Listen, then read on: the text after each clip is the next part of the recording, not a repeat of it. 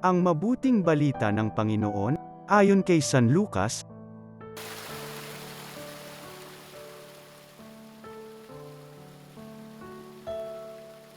Noong panahong iyon, samantalang dumaragsa ang mga tao, sinabi ni Jesus, napakasama ng lahing ito.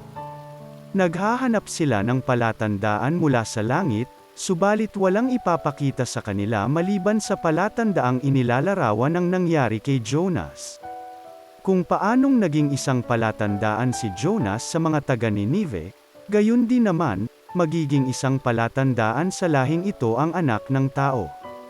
Sa araw ng paghuhukom, titindig ang reyna ng Timog laban sa lahing ito at sila'y hahatulan niya ng kaparusahan.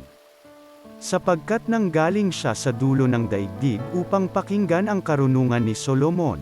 Ngunit higit na di hamak kay Solomon ang naririto. Sa araw ng paghuhukom ay titindig ang mga taga-Ninive laban sa lahing ito at hahatulan ng kaparusahan, sapagkat nagsisi sila dahil sa pangangaral ni Jonas, ngunit higit na di hamak kay Jonas ang naririto. Ang mabuting balita ng Panginoon.